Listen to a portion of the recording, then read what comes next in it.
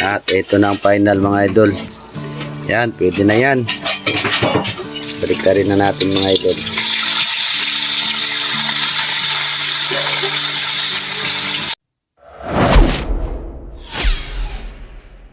Hello mga idol, may gabi. Magluto tayo ngayon ng ng pakbit mga idol at saka may gulay-gulay. Ito mga idol yung kalahating 1/4 lang pala yung manok. Tapos meron tayong sibuyas, bawang, sari-saring gulay at saka yan idol. Siyempre lalagyan natin ng mantika. Yan, naglagay na tayo ng mantika mga idol. Yan mga idol habang nagpapainit tayo, tayo na natin yan at maggisa tayo ng lamas.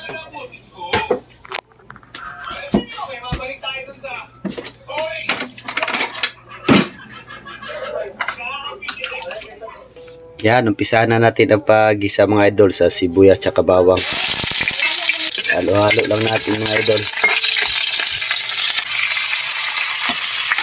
Yan.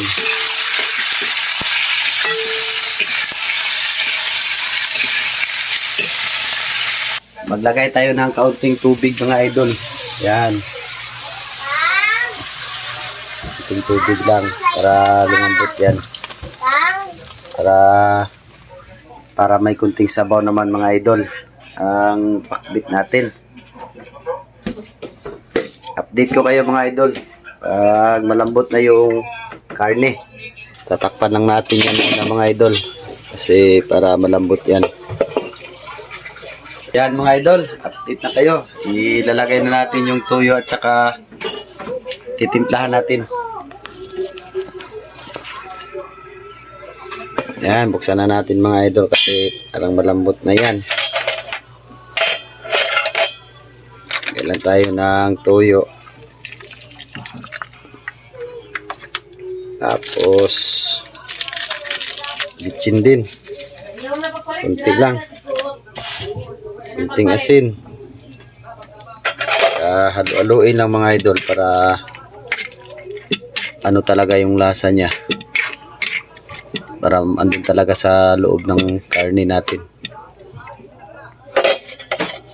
Lagay rin tayo mga idol ng kunting masitas.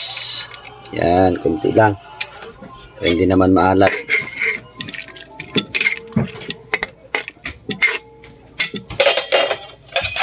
Pan natin yan saglit mga idol. Katapos sunod na natin yung yung sari-saring gulay natin. Lagay na ni Mrs. mga idol ang sari-saring gulay. Kasi malambot na kasi yung karne.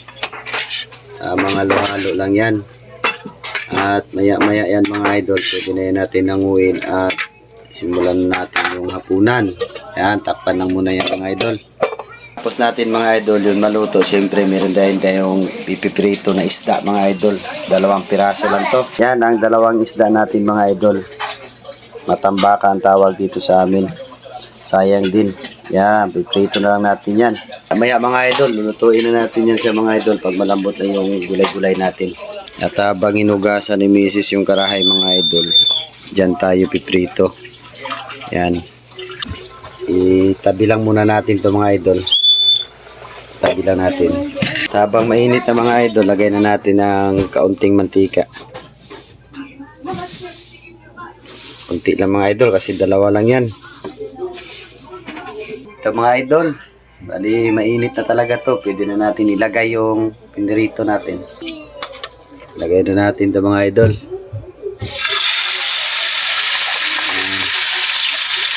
Iwas tayo kasi initok yan.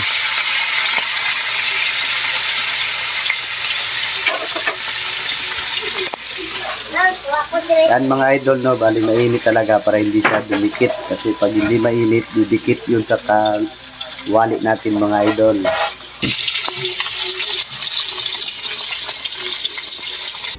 Mga idol, bali babalik ka rin na natin to.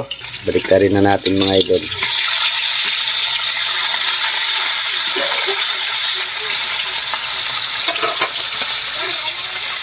Tayin lang natin yan mamaya. Tapos hanguin na natin. Kukunin na natin ito mga idol kasi lutong-luto talaga to siya. Yan. Pwede na po yan.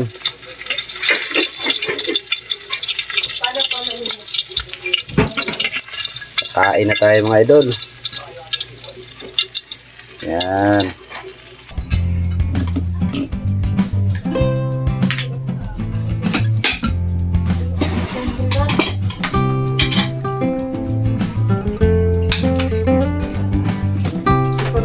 Kain mga idol.